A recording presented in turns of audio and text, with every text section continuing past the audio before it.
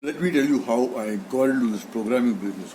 I quite feel ashamed of myself when I'm telling you. After college, I was just sitting in my bedroom and I was whiling away my time. When my dad came to me and said, "Son, why don't you do something?" So I said, "Great." So I just was leafing through the newspaper when I saw an ad which said NIT first course. And it didn't attract me at all. But when I saw what was at the end of the whole thing, free sandwiches and coffee, unlimited. So that was my attraction. So bearing that in mind, I went and I enrolled for the NIT class at Dalamal Towers, Nariman Point, and of course I had as many sandwiches and coffee as my stomach could take. But the main thing is I got there. The faculty were in the industry, in the software industry. So it was very interesting. It was very knowledgeable. So I think I decided and on making a career in programming. So it started off with sandwiches and coffee, and I was into a career in programming. Quite recently, I was at the Rajasthani Mahila Mandal where a friend of mine, she called me to give a pep talk to a few students. So I said, okay, fine. It always helps. Sometimes helps the students to get over their phobias and fears. So I went there and I was taken to the classroom. The door was open and you won't believe it. In a classroom for 30, there were 60 Marwadi girls. The question a girl asked me was, "What motivated you to get into a career in programming?" That is a question even today I read. I obviously couldn't pass on the coffee and the sandwich theory onto these girls.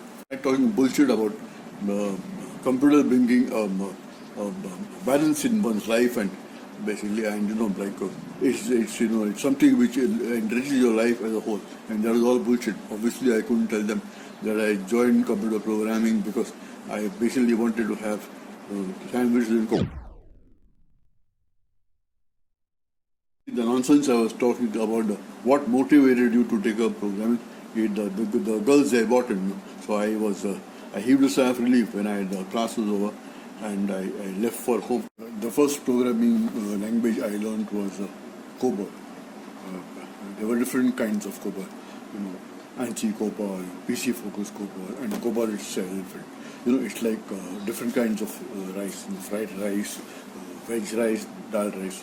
So, but COBOL was my enemy right from the first day.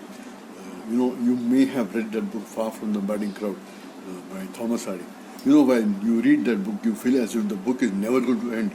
So COBOL program was something like that. You had identification division and you had data division, environment division, procedure. What the hell? The program just went on and on.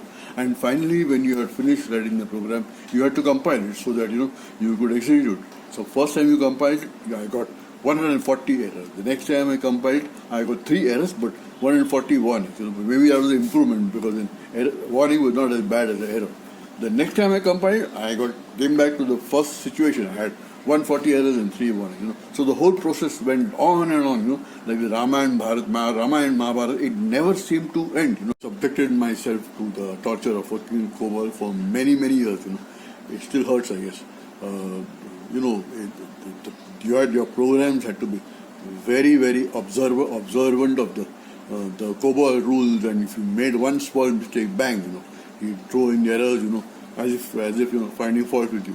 I mean, just imagine a dumb machine finding faults. It can be very humiliating. When I joined, I was learning COBOL. It was kind of, as I said, reading Thomas Hardy. The book never seemed to end. So whenever I went to COBOL class, I stood in the doorway and I was thinking to myself, should I not?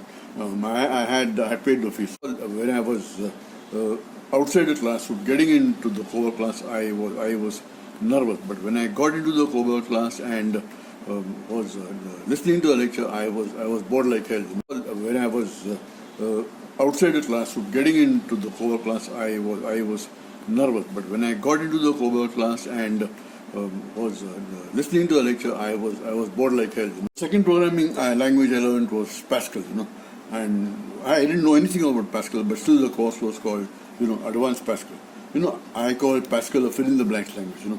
There were so many gaps when you wrote the code, but the irony was there wasn't anything to fill in those gaps.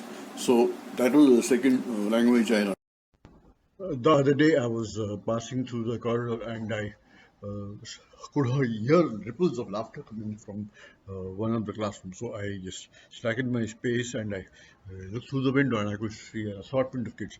I mean, maybe as young as 6 or 7 and going right up to the board level, 10th and 11th standard. And it brought a smile to my face because what they were learning was Python coding. Brought back those horrible memories I had of being scared at the time of entering the global class and being depressed as hell as when I was in the class. So I think Python is a great thing which has happened for the only reason that it brings the coding language close to the person. The person is in the comfort zone when he or she learns coding. That's the ultimate thing. So I think it's serving a very very noble process purpose.